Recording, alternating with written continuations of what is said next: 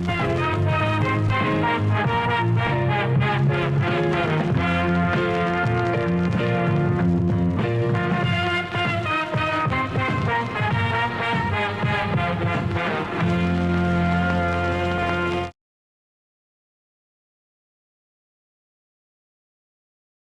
hey, hello everybody. Welcome to the very first episode of the Blockbuster Bros.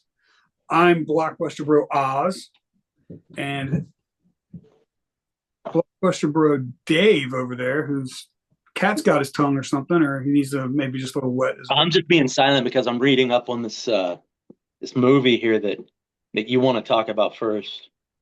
I'm just Well, if you want to because call I refuse to see it. well, you know what? I wish I had taken that stance because you know what? I wish I could have gotten my money back.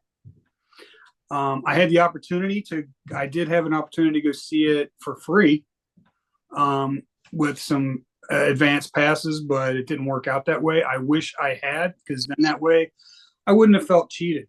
That I at least wasted money, but No, after what I'm reading right now, I think even seeing it for free is paying too much. it is, because that's 2 hours you're never going to get back in your life. And for someone who has wasted time on several movies in the past, and I'm not really one to shit on movies that much, because I'm like, at least if it entertains you, I'm like, it's kind of worth it. I mean, it may not be the best movie in the world, but if it entertains you.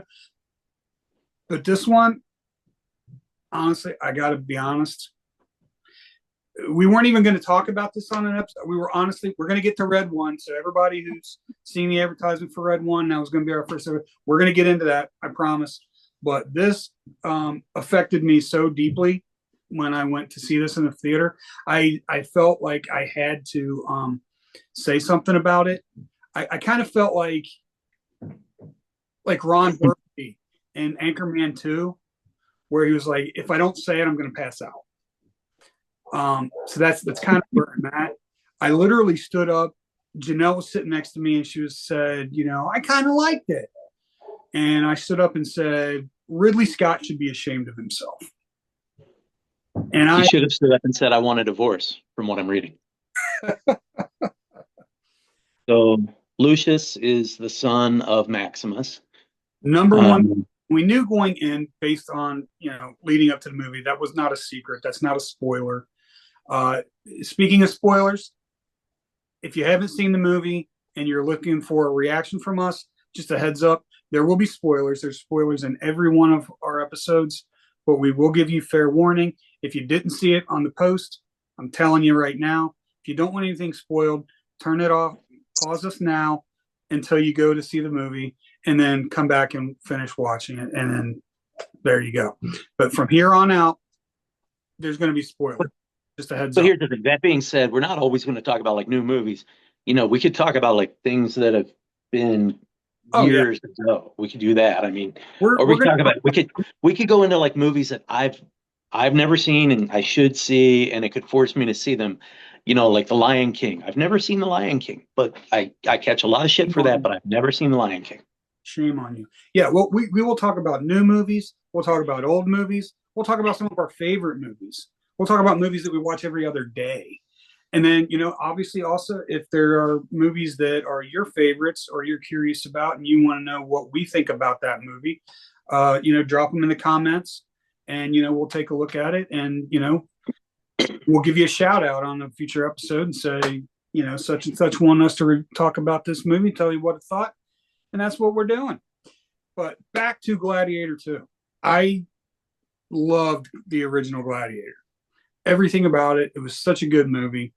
And I have always been really a fan of Ridley Scott. I mean, I loved Alien. Prometheus was a little bit longer, but, it wasn't a great movie. But, I mean, I enjoyed Prometheus. I know a lot of people shit on it. This movie is nothing but 100% a cash grab. And I know that a lot of movies are. And I mean, everything coming out from Hollywood is either a sequel or a remake, whatever. I didn't like it from the get-go when they came out and tried to say, even promotionally, that Lucius is Maximus's son. I think that shits on the entire character from the first movie. I mean, I don't know. What's your take on that? I'm sorry. This is just I totally fucking hate the idea of this movie. I really do. And then, I'm the reason I'm kind of speechless right now is I'm reading about it. And, Mm-hmm. God love the internet. God love Wikipedia. This just about made me this just about made me drop a deuce in my chair. Right here. Potential sequel. In September 2024, Ridley Scott revealed he was developing a script for a third film, and the realization depends on the reception of the second installment, titled Gladiator 3. The plot is stated to follow the continuing adventures of Lucius Verus. Likening the ending of Gladiator 2 to The Godfather Part 2, I doubt it. The filmmaker stated that the next movie would explore the character's realization that he is now tasked with a continuing reputation that he does not want. Scott later stated that the movie is in early stages of development and intended to be the next project he works on.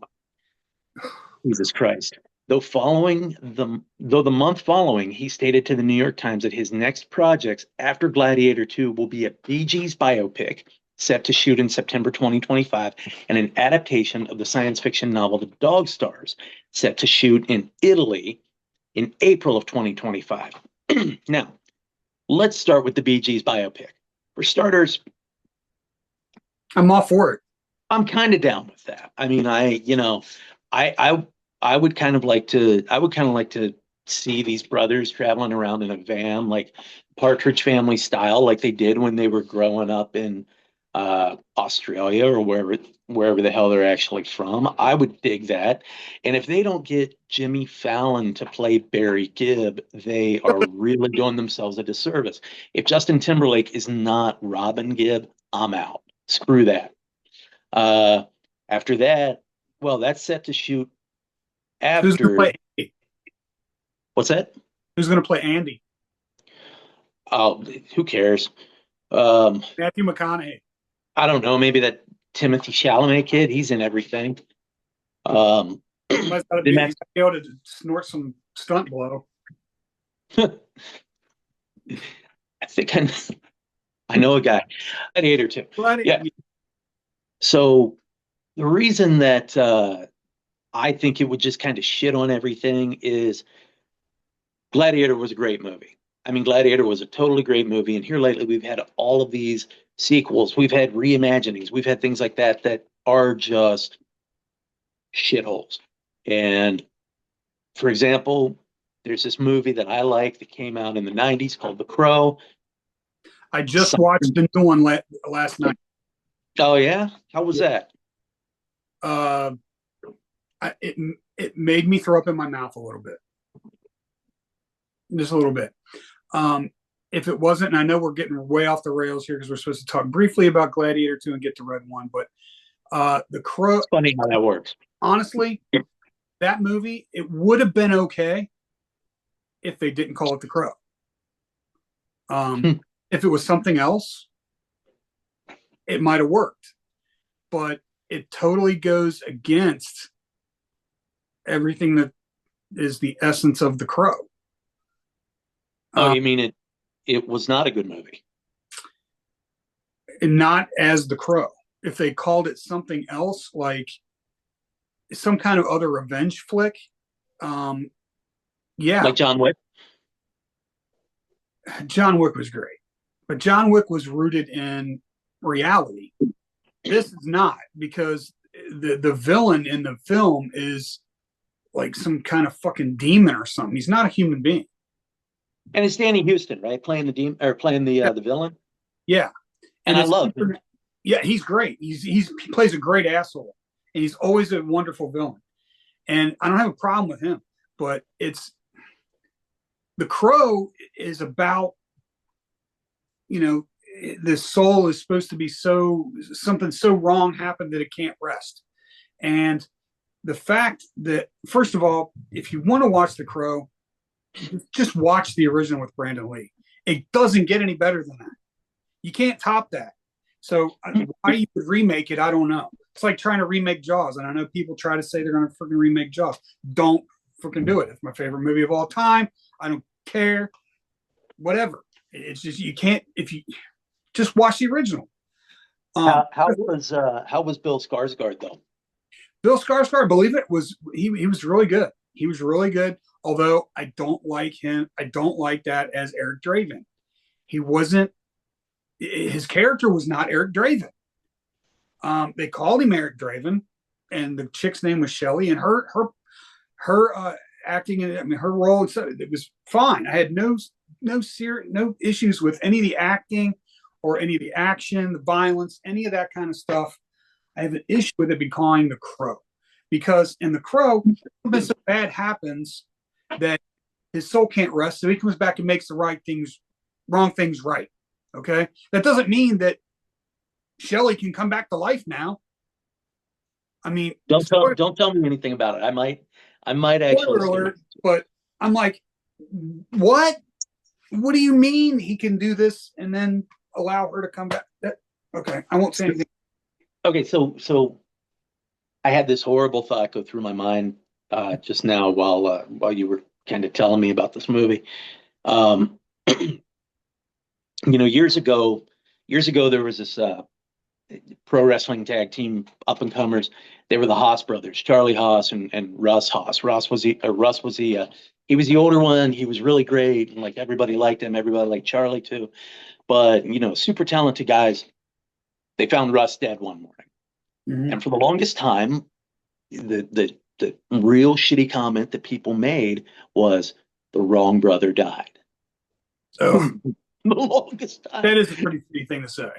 So what's darkly humorous about you going through and you saying all of that stuff about this new Crow movie and everything is, wow, did they 30 years in the past load the wrong prop gun, and maybe they should have loaded the prop gun wrong this time?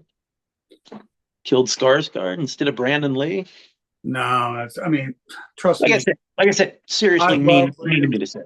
And that tragic thing. I was such a fan of his dad's, and I mean, my son is named after Brandon Lee. I mean, that's who he's named after. But had he lived, he wouldn't have the legacy that he has now. I argue that because he would have been a huge star, because whereas his dad was a world class martial artist and an actor second, Brandon was a better actor than he was martial artist. Not that he wasn't an amazing martial artist, but he was a better actor than he was martial artist, and he was a better actor than his dad was. So I think Brandon this movie was about to just completely launch him. He would have been, I think, a enormous A-list star had he not died. Oh, there's no doubt about that in my mind. But what I'm saying is, people wouldn't hold him in the highest probably regard not. Like they do now. They don't. I mean, people like people hold Brandon Lee up here, Brandon Lee is tragic. It's because of that tragedy, and it's a compelling story, and everybody's drawn to that, of course. Do you believe in the Crow curse? I don't know. I mean, it's a lot of weird shit happened in that filming of that movie. And afterwards, it wasn't so much a Crow curse, but it was a Lee curse. Lee had a curse as well. With his dad, and then Brandon. So, but I mean, a lot happened to the folks that were in the movie. I mean, look at the Michael Milton years later, the guy that actually. Well, yeah, I mean, the gun. That because I mean that's going to mess with your head that you're the one who pulled the friggin' trigger, and I mean that's accident or not. I mean that's gonna mess with you, man. There's no ways about it. Rochelle Davis has had her share of hardships in her life. The things that have gone on with her. But I think about the only person that's really escaped anything bad happening to them has been Ernie Hudson. I mean, dude is like 173 years old, and he looks like a brick shit house right now. Yeah. Well, and then Tony Todd. I mean, he recently passed away. God bless you, Tony Todd. But you know, he was in that movie. Did a great, you know, great. I saw a recent picture of him. I mean, before he died, recent, but I saw a picture of him. Kevin Dillon posted it on his Instagram, Mhm. and oh my God, I didn't realize how bad Tony was looking. Like Yeah. he was he was pretty Frail. very very frail, very gaunt. You know, he just but had that smile on his face Oh, until the very end. You know, just amazing. a wonderful guy. Um, those folks that have I had the pleasure to meet him. Everybody Oh, knows, great guy. yeah. Yeah. Great smile. Loved all his fans. Um, but yeah, I mean that's my thing on The Crow. I mean that I would, you know, like I said, if it was named something else, I think it would have been okay. Um, some of the fight scenes and stuff were okay, but it was pretty graphic. But you know, it did also, you know, dive into a little bit of mental health stuff, which I know is a big popular thing now. But What about the soundtrack? Because for me, the original Crow has that was probably the greatest movie soundtrack ever. yeah, yeah. The soundtrack was pretty good. The music was pretty good. I think there was, if I think there might have been a nod. It seems like there was a Cure because I heard a song during it and I was like, that sounds like, I think that's a Cure song. And I think that might be a throwback to, it wasn't the same song. It wasn't Burn that was in the original soundtrack of the original, but I'm pretty sure there was a Cure song played. I think Was it, it Friday I'm in Love? no, but when they're in the Oh, what am I doing? the mental health facility. But basically, let's wrap it up on real quick on Gladiator 2. Like I said, it was 100% cash grab, and shame on him because while it was shot beautifully, what was there, even the fight scenes, what you see in the commercials and the TV spots and the trailers is about what you get. The fight scenes are extremely underwhelming. They're extremely, and they weren't in the original. In the original, I mean, Maximus is, I mean, he's fighting. I mean, the fight scenes go on for a while, you know. Uh, so it's, you know, I was pretty disappointed, and even the action. The one Well, scene that that I thought was really good was the army scenes. You know, where the armies battle each other. That was shot extremely well. It was played out very well, but it was very short. It was very short. And the other thing that I really, really didn't like about it, of this, you know, other than Lucius being Maximus's son, which I'll get to why I don't like that here in a second. Uh, it, it reminds me a lot of The Shining, and I know I'm going to get a lot of you know pushback on this. I think actually it was Stephen King who said the adaptation of The Shining, the movie, is like a Cadillac. It's a beautifully shot film that goes nowhere. It's like a Cadillac. It looks wonderful, but it goes nowhere. And that's kind of what this was. It was like a mess. It was nothing but a rehash of the first movie, really.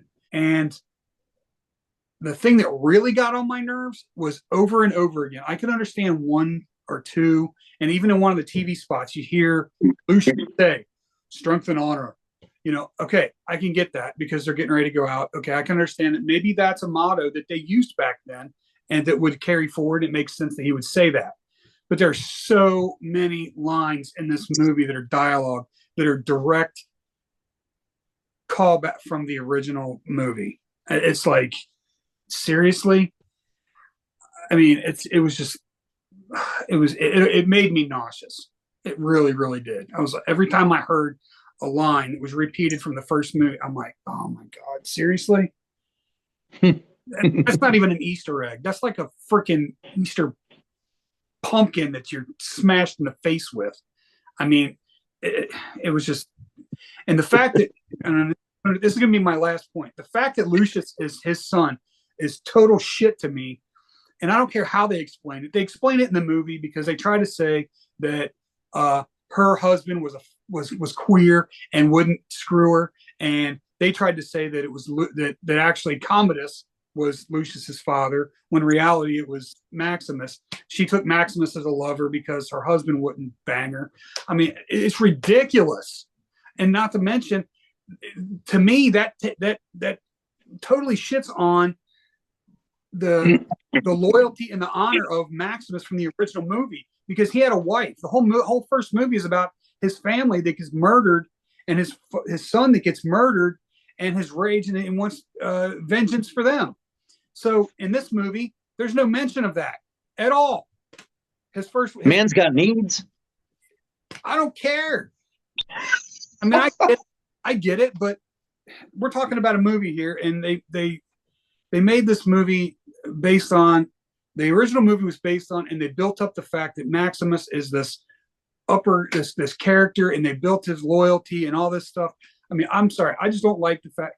Plus, the fact from the original movie, Lucius is about the same age as his son, because if you remember, he says, "My son is also nearly 8." So how's he been both of them at the same time if he's serving Rome? And then, he says he's only been gone almost 3 years. So I don't know. It just, to me, that's my big. And then they don't mention anywhere in the first movie that he is, you would think he would know. You know what the biggest irony of this whole conversation is to me that I just caught? What's that?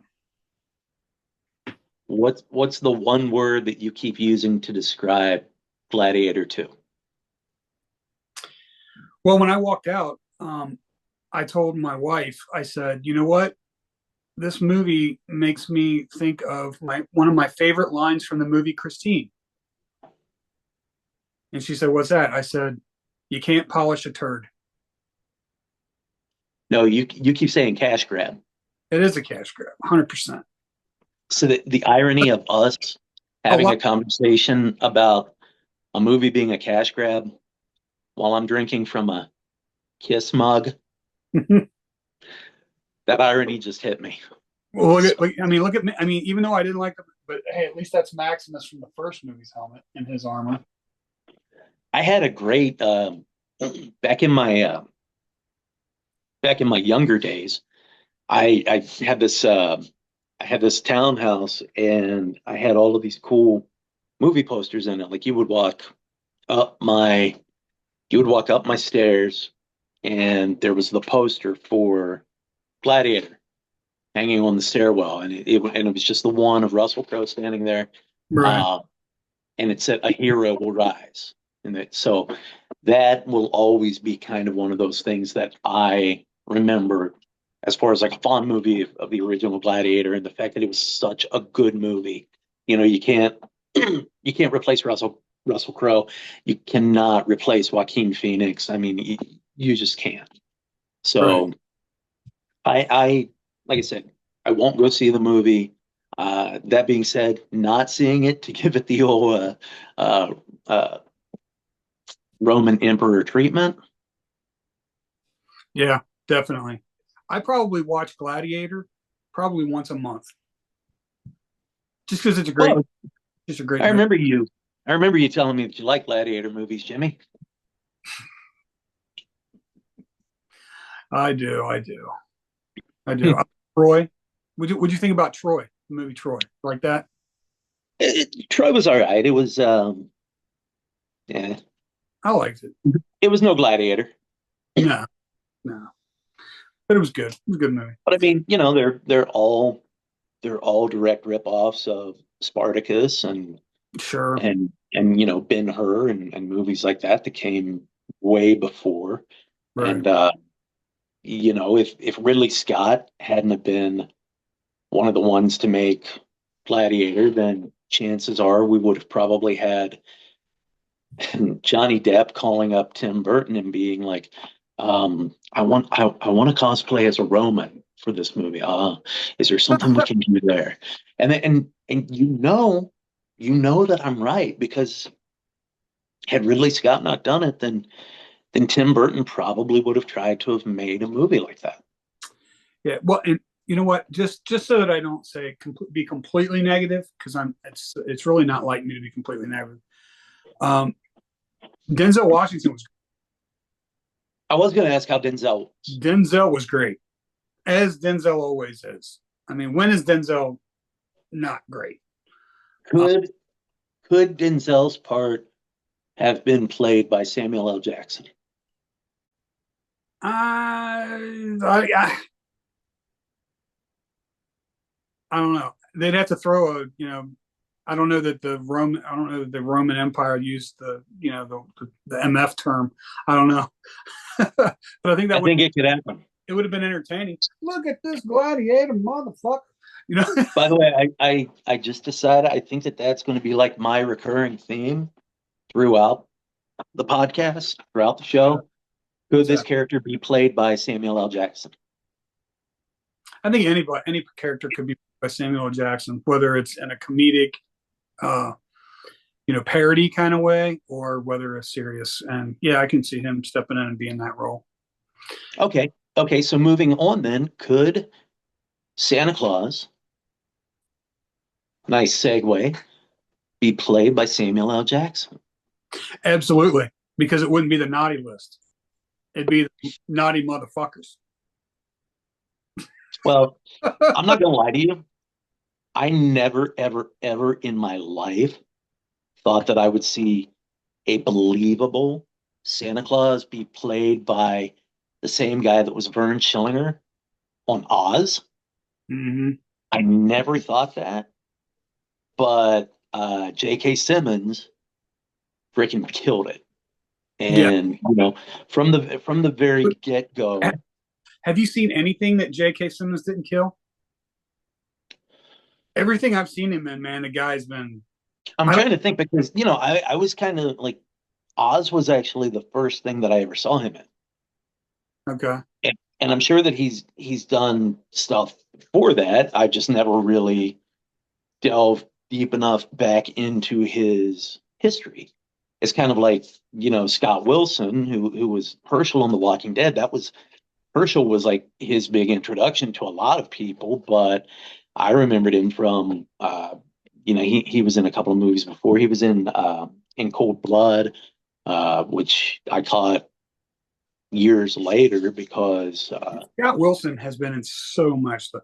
That guy, truly dynamic, had such a range as an actor. I mean, he was in G.I. Jane.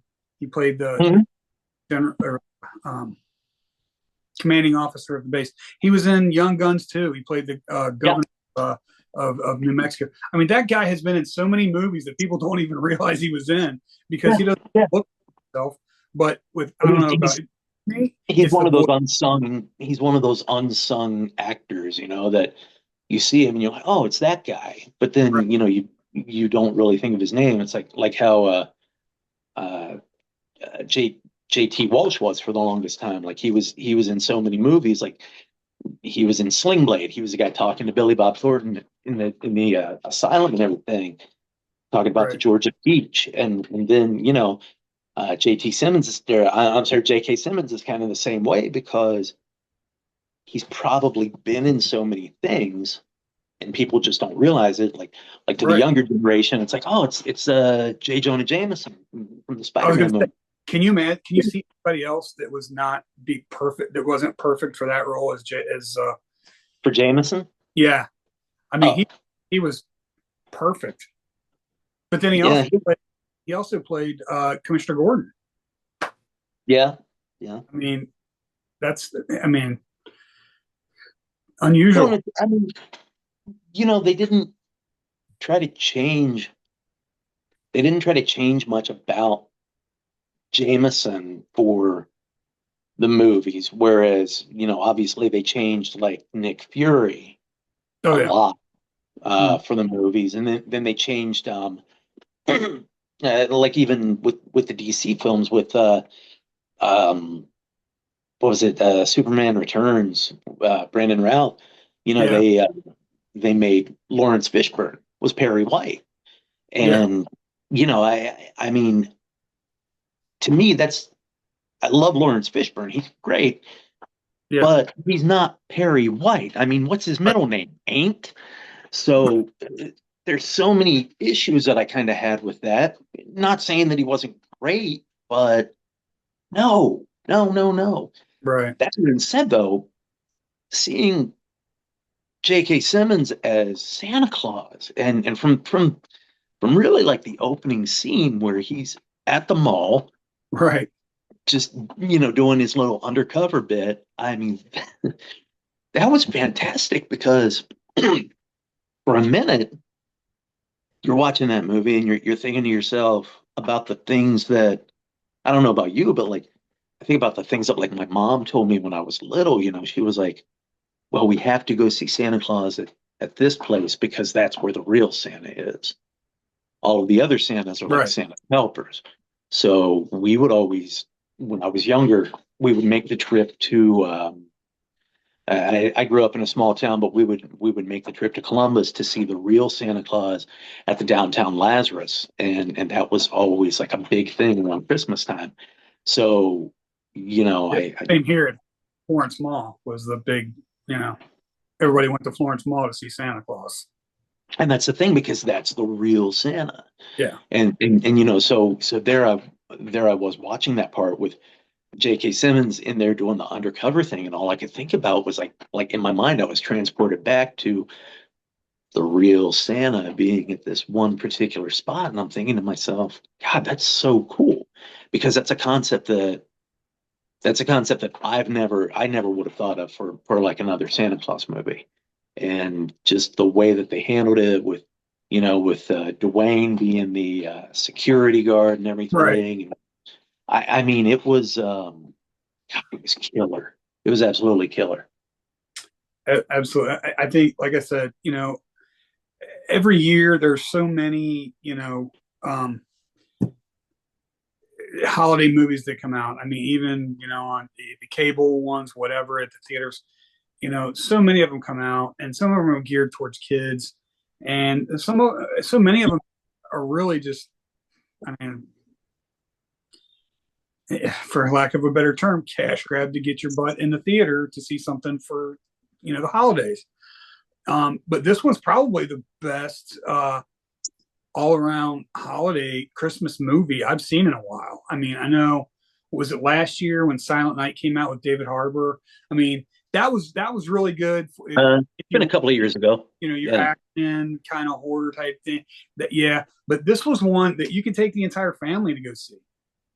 I mean, there's no, I mean, there's a little bit of violence when they do the whole slapping thing, which I thought was a hysterical scene. Fantastic. Oh my god, it That was. was fantastic. I mean, the look on Dwayne's face when he puts his and it's like completely covering his whole head.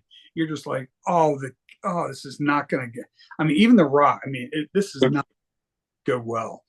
Um, Well, but I'm one of those guys that loves to watch the power slap competitions. oh yeah, yeah. So, I mean, to me, like seeing that the Krampus slap, that was I, that I was absolutely hilarious to me. And Chris Evans was fantastic too. The way that he was like he was he such a was like he was like a perfect mix of a slime ball, but he still wanted to do the right thing. And you could tell that like deep down, like he was basically if it were a Hallmark movie, Chris Evans would be the girl that moves from the big city to open a coffee shop and has to save certain things in order to have the perfect Christmas. Um, but he was oh God, he killed me. He killed me when they go through the toy store and he's like, "Do you happen to have a Wonder Woman figure?" yeah, yeah. I wish that they had not had that in the TV spot, because that would have been one that is like, that's a nugget that you should get if you're in the theater. You go to the theater, you pay your money, and you get that one. I mean, because that was like I said, that was, you're right. They did a great setup with it though in the when the abduction was happening. They did a great setup for that gadget, the Right. thing that the virtual displacer or whatever.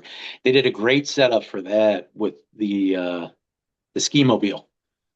Yeah. That was just a great setup.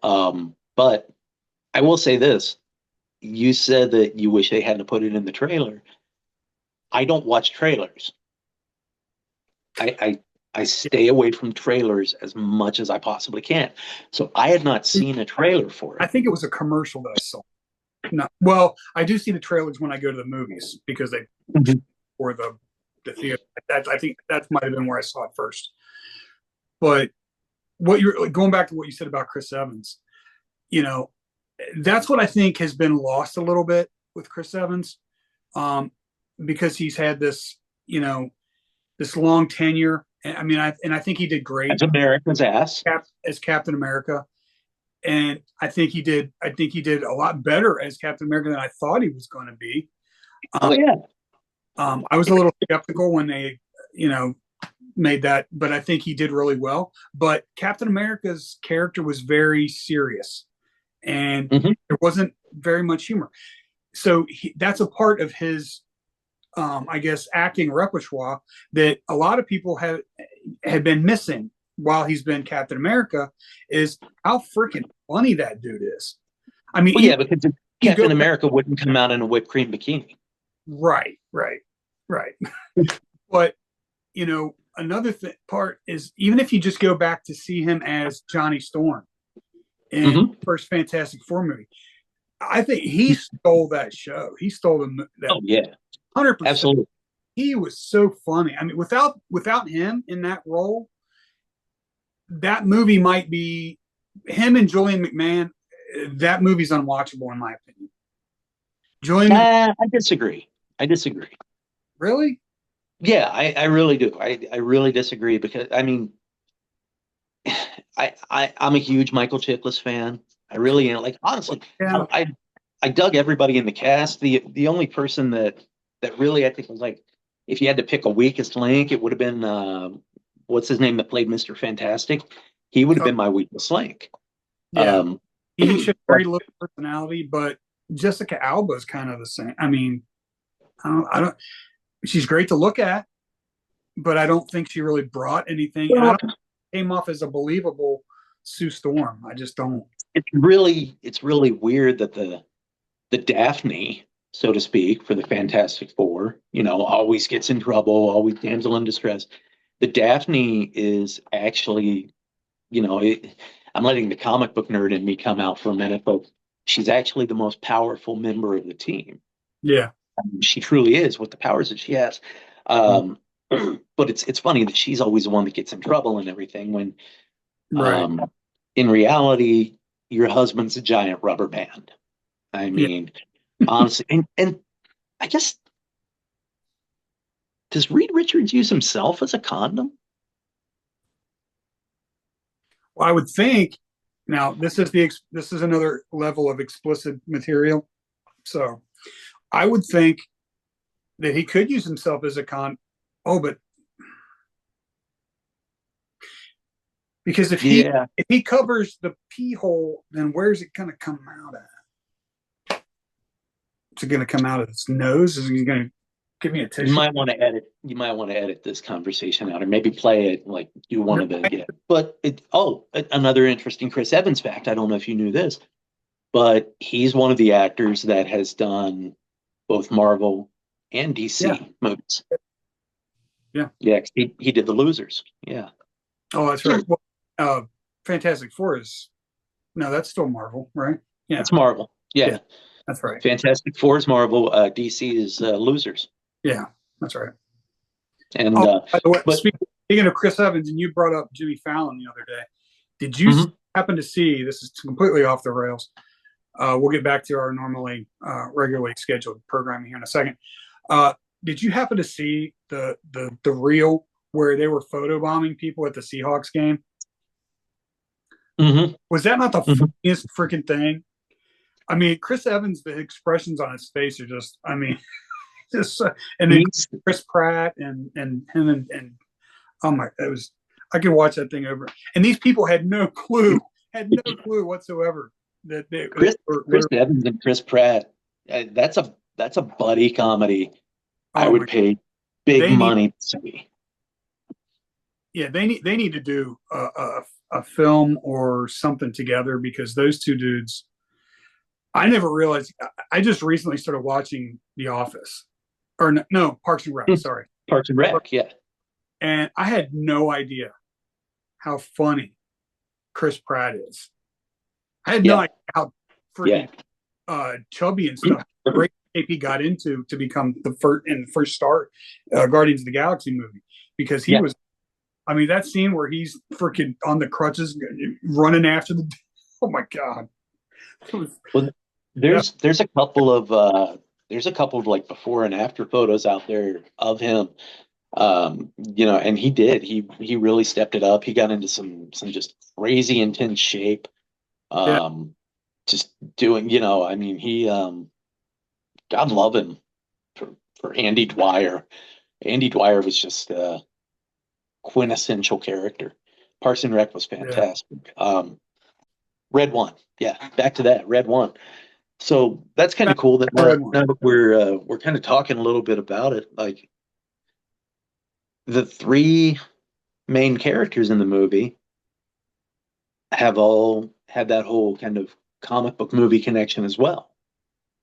With like Dwayne Mm-hmm. Johnson doing Black Adam recently, which a lot of people crapped on that. I liked Yep, it. Chris Evans, I we just liked it. talked about his roles. Yeah, the Black Adam was fun. Why does my Um, camera keep moving? I don't know why my camera keeps moving. Keeps going off maybe center. it's you. I mean, you were on that funky chair earlier. I'm not moving Maybe them. I'm sitting still. It's just when I move this, see, it goes this way, and then it like goes this way. And now you can see Wolverine and Optimus Prime back there. Weird. mm, I guess it's autofocus, whatever.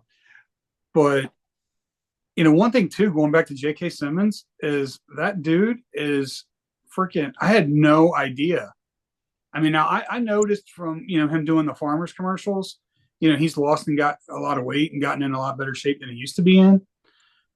But that dude is shredded.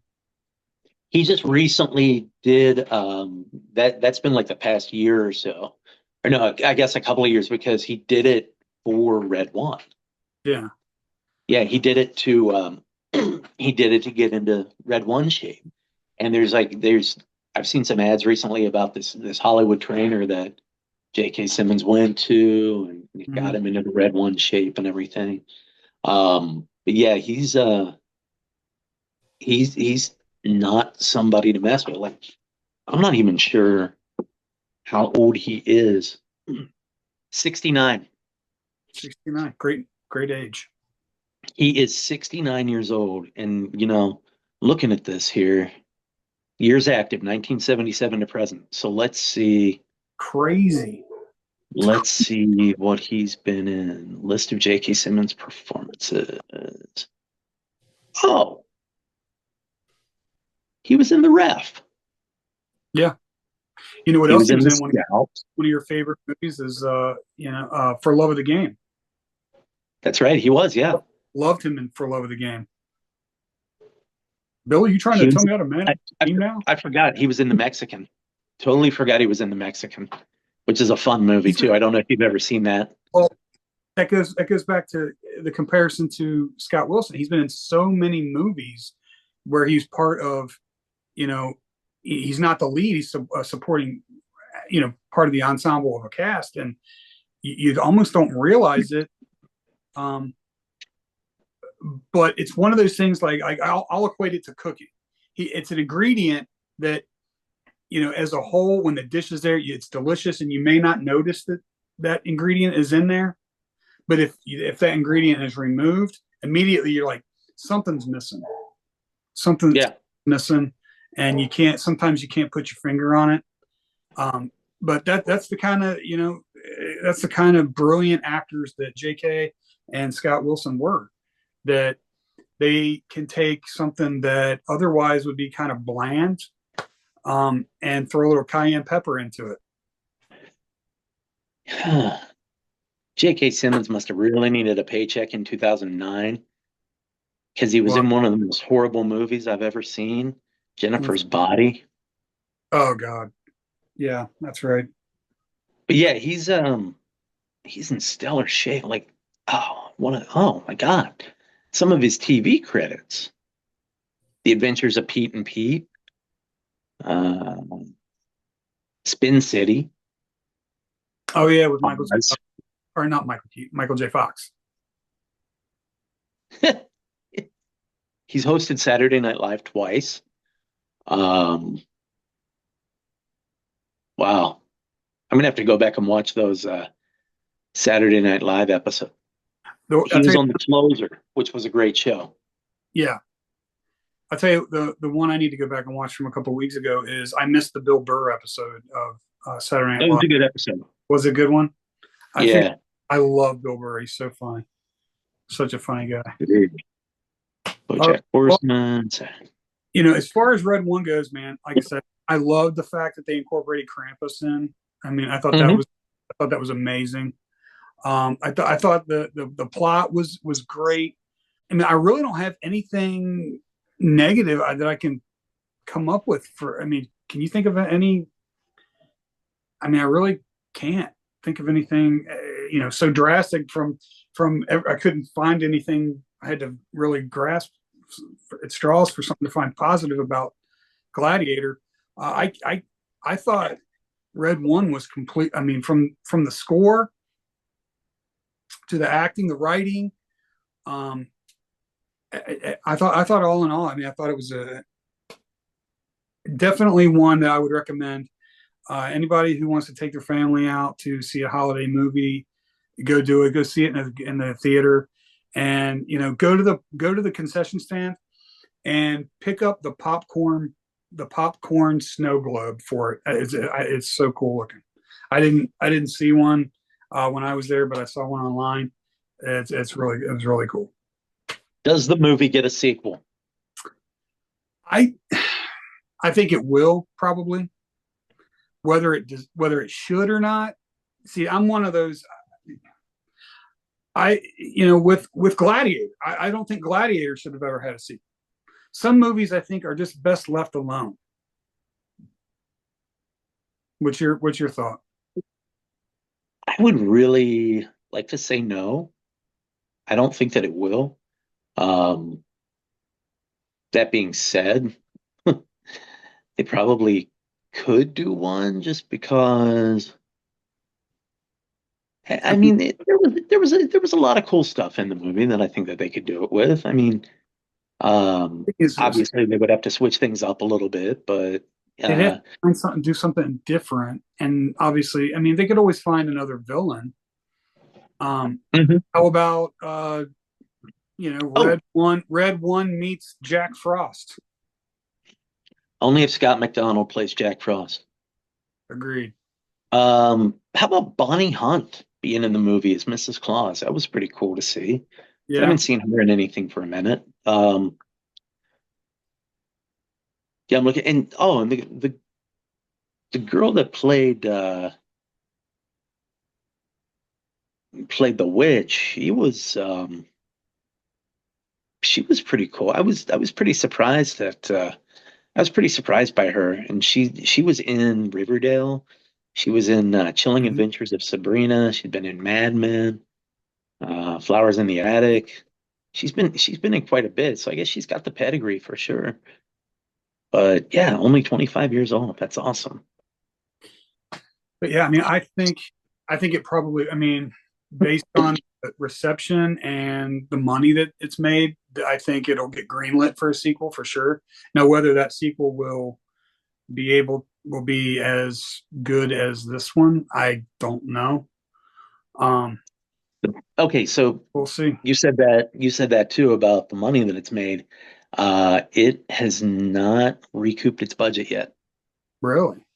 Yeah, budget was between 200 and 250 million. So far, box office has only been 122.5. Yeah. That's. So that's kind of rough. I think it'll pick up though. I think it will probably pick up some because it came out a little bit.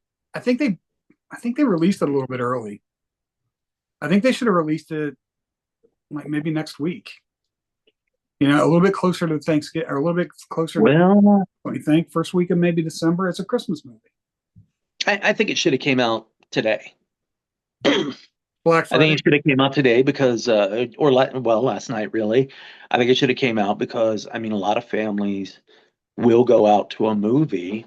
If they want to do the actual family activity, a Hmm. lot of families will go out to a Yeah, movie we used to do that.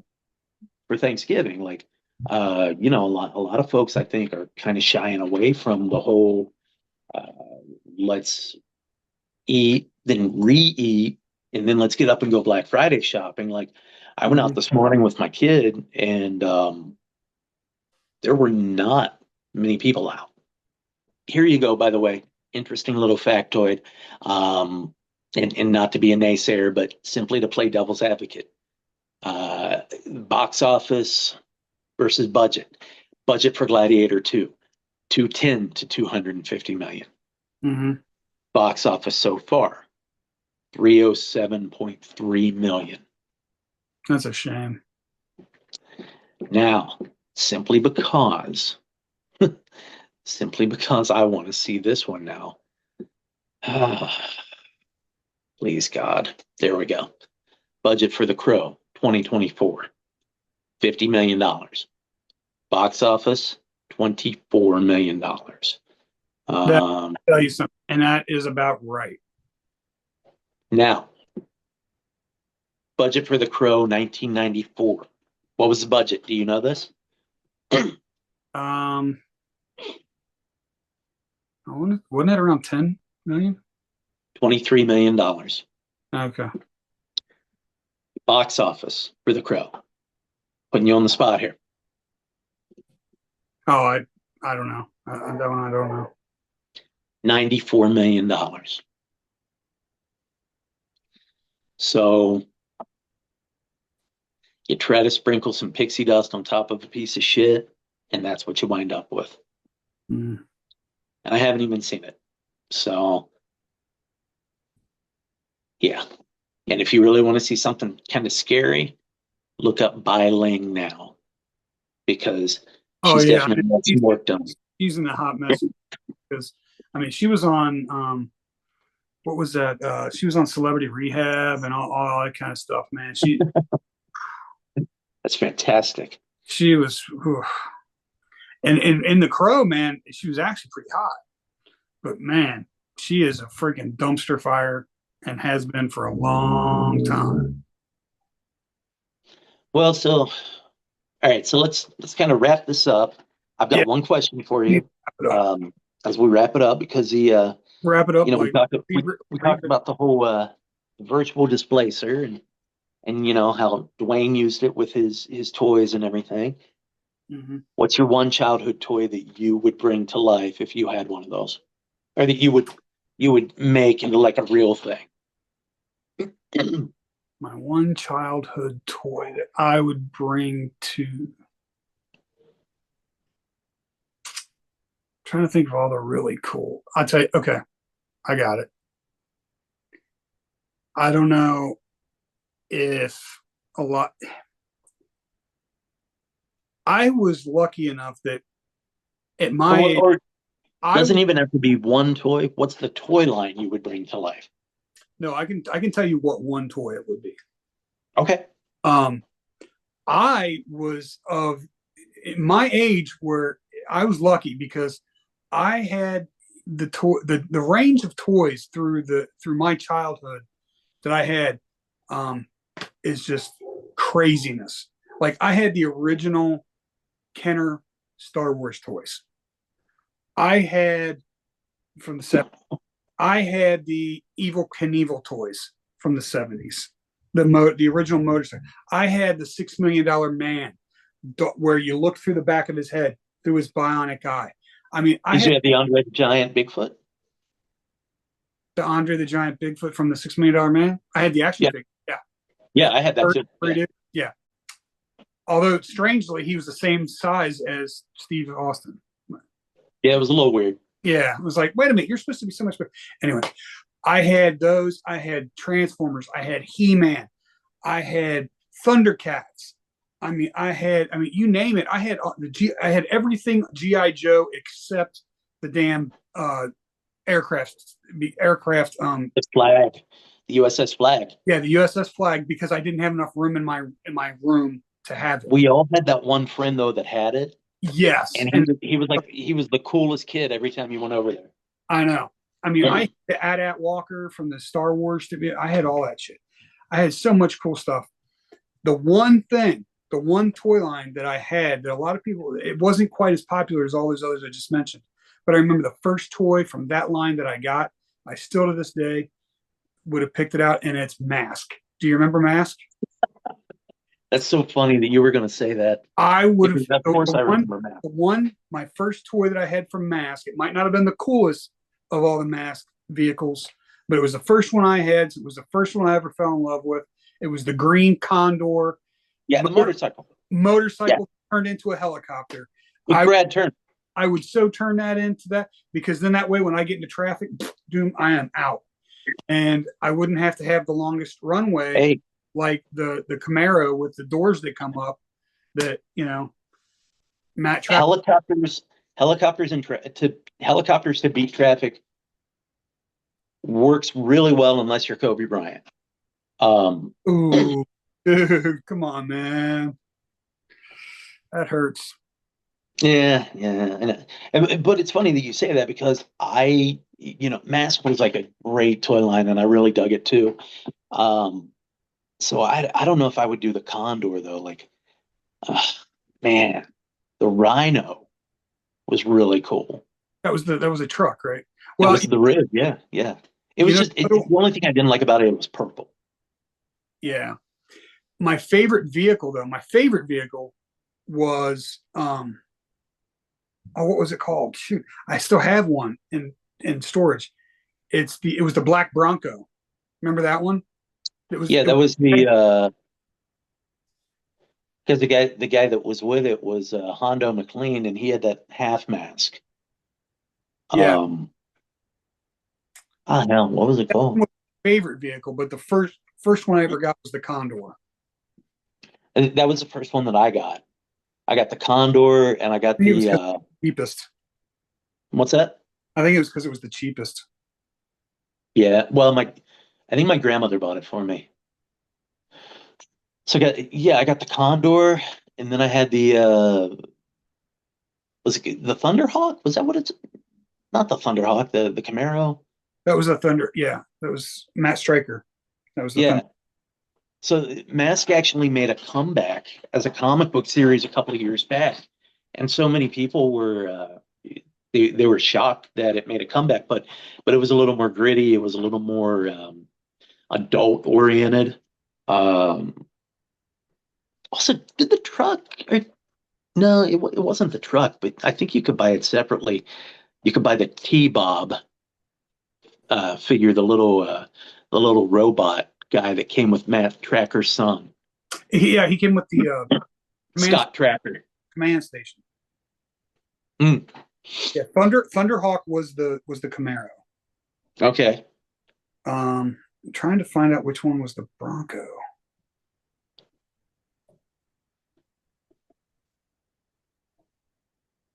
And a Gator was the Jeep. That one, I love that one too, because it would pop up and then the boat would fly out. Yeah. Awesome. I love that. Jackhammer was the Bronco. Yeah. What was the so I know that the Condor was Brad Turner. Yeah. And then for Venom, which was the Switchblade, that was Miles Mayhem. Remember him? Miles Mayhem, yeah. General Miles Mayhem. The old bastard. And yeah, I never really understood that. But they what was the guy that was like the Venom's Brad Turner? It was Lester or something. He had the I don't remember if he had a motorcycle or not. Venom had a motorcycle that had the sidecar was a submersible. It was a submarine. Remember that one?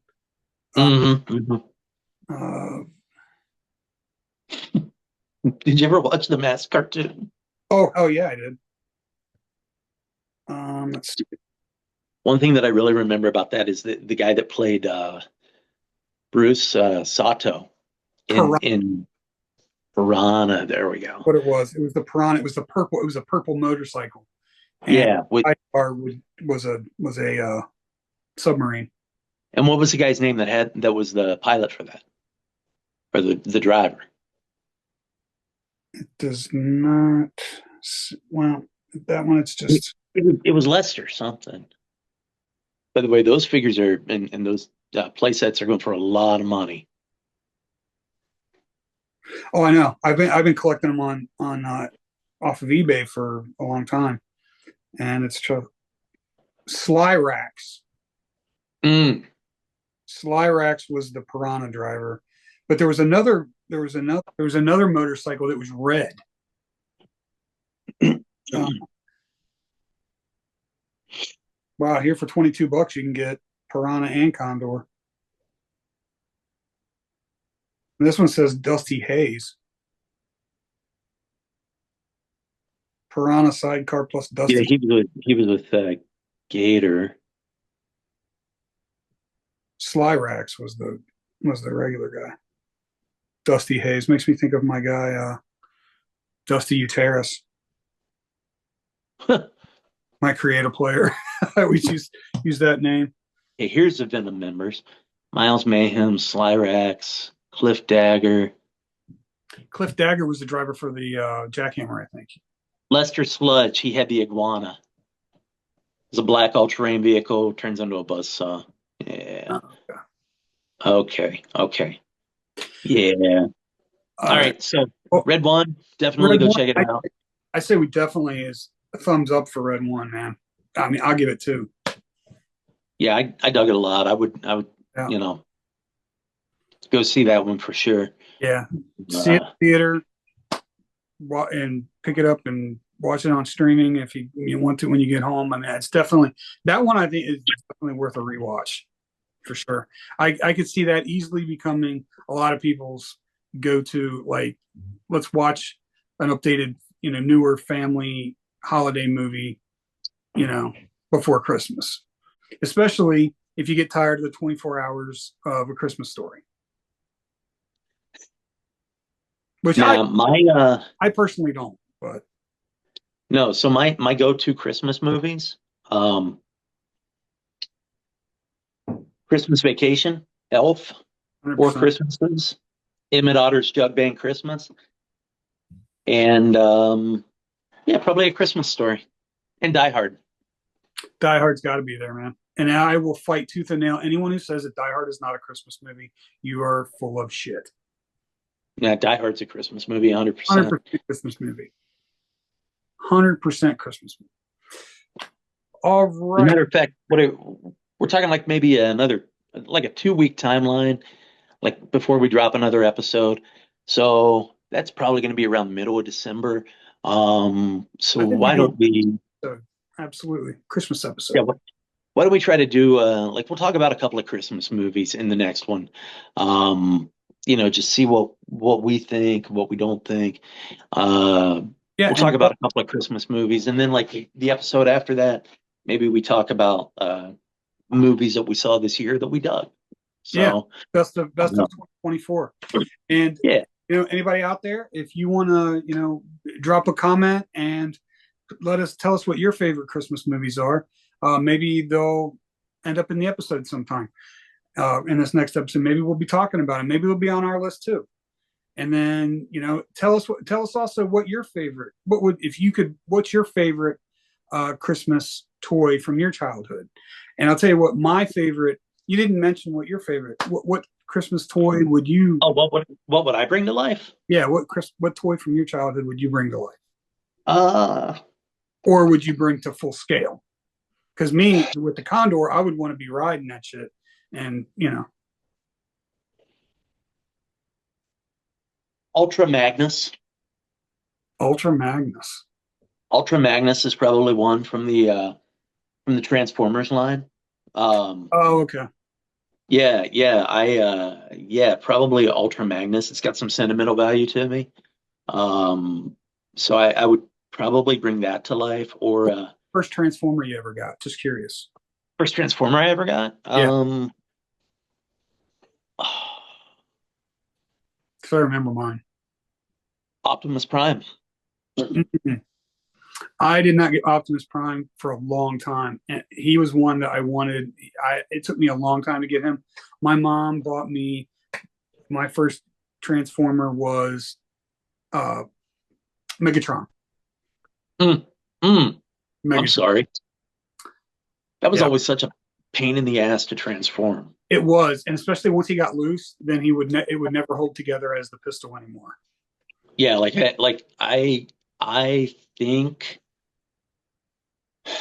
I had Megatron and I just never did anything with it because I was too afraid to break it. But yeah, I just there was no way. So the thing with Ultra Magnus, the reason it's got a little bit of sentimental value to me, um, my dad my dad was a truck driver over the road, Oh, and he would always make sure to be home for birthdays. He was always there, and this, that, and the other. Well, on like I had a birthday coming up, and he was not going to make it home for my birthday. And I oh, forget what like how old I was. Whatever year Ultra Magnus came out, so it's probably like 11. So I forget exactly. So it would have been like in the 80s. But my mom was like 9 o'clock at night. She throws me and my sister in the car. My dad had called. My dad drove like 3 or 4 hours out of his way on his trucking route to meet us uh, in Columbus again, so that he could give me my birthday gift, which was Ultra Magnus, and just so he didn't miss the streak of seeing me on a birthday. oh, okay. So Well, that's my Ultra Magnus story. cool. Well, I So think for our next episode, I think I was gonna go ahead and say this, but I think we should save this for the next episode, especially since it's going to be around Christmas. We're gonna I'm gonna disclose my favorite Christmas gift as a kid ever in the next episode. So um, think about what yours is. If you already know it, hold on to it, and we'll talk about it in the next episode. If you don't, think about it, and it was a set of finger cuffs I got. well, I got a lot of different cool stuff things that I got for Christmas. I was actually kind of lucky, but one thing with that, the number one biggest like shocking, like you see those videos of kids opening up their presents and they're like, oh, that was this one was mine. So we will talk about that in the next episode. And I swear to God, by everything I hold dear, if you tell me some heartbreaking story about you opening a box and it was the puppy that you'd always wanted, but it had been in the box for so long and it was dead, I yeah, swear to God, I'm going to jump through this screen and beat your well, Kentucky you know Fried what? ass. Now I'm gonna have to edit this out of the episode because you just freaking spoiled it. It wasn't a puppy though. It was a rabbit. I'm just kidding. But no, here's a little bonus. Just what was really funny though is when I was growing up, my uncle used to love to terrorize me, and he still laughs to this day every Easter because we would always go to my grandma's and she would always make all the grandkids an Easter basket, right? And I was a little kid. Their house was on a cul-de-sac, and we literally were coming down the street, and there was a roadkill rabbit in the street. And I never thought about it until I got inside. And my uncle said, "Did you see? I ran over the Easter bunny out there." And I freaking cried for like an hour. And he thought it was the most hilarious thing. And he still tells me, "Hey, you guys, remember when I told Jeremy that I freaking killed the Easter bunny?" And he was so freaking. I was like, "Man, you are an evil You person." said this was what, like 3 years ago? Huh? You said this was like 3 years ago? No, it was just this last year. But yeah, Wrecked him hell. I nearly killed him. There's a special place in hell for people who do that to kids, man. That and then I found out years later after my grandma stopped making Easter baskets why. I was like, why do you fill my Easter basket with so many freaking oh god, what are those things called? Shit. Uh the freaking marshmallowy things. What are those things called? Oh, the not the Cadbury eggs and Peeps. The Peeps, yes. Yeah, yeah. Why does my Easter basket have 16 Peeps in it? You know I don't like those things. And I get one freaking Reese cup egg, and you know those are my favorite. Well, come to find out, my mom told her to do that because my mom loves Peeps. And she knew I wouldn't eat them because she loves them, so she would leave them sit out. She likes to let them sit out until they get hard, and then she would put them in the microwave for a couple seconds. And then so my mom is freaking conspiring against me. Like, no, load his basket up with the Peeps that he hates, not the peanut butter eggs that he loves. Because back then, that was the only thing you had. You had Reese's regular peanut butter cups, and then the one year that they only made one. Now they make them for freaking Halloween, Christmas, and everything. Hanukkah. Yeah, I mean they got the freaking stars in the shape of the freaking Easter. The stars of May. Yeah, Yeah. Star of David, whatever. They've got them all, you know. And that was the one time a year that I looked for, and I got one damn Easter's peanut butter, and the consistency from the peanut butter to the chocolate. It just didn't get any better than the Reese's peanut butter egg. So I don't like peanut butter. What, are you an atheist? Why does everybody say that? No, I'm just an asshole. Are you a communist? I ate so much peanut butter when I was like on a big protein gain that it basically like tired me out of it. So yeah. Well, that's the kind of peanut butter I eat anymore. Really, it's if I eat a Reese's or something like that. I've done like the Nutella stuff. That's not bad. So yeah. All right. Well, we're gonna wrap it up here. Thank you for hanging in there with us. Hopefully, we'll check come back and see the next episode. Please don't forget to hit like and subscribe. And coming up in the I think we'll have maybe some giveaways and some things like that to appreciate anybody who's out there listening to us. And if you're one of those convention dudes like we are, and go to D&J Celebrity Signings, and they can help you out if you are unable to make it to a show and you need some autographs for your collection. They are the main sponsor of the show. Yep. This episode, you buy. Pretty good quality work. Absolutely. So. Yeah, check them out. They're on Facebook, same as us. So until next time, we'll see you at the movies.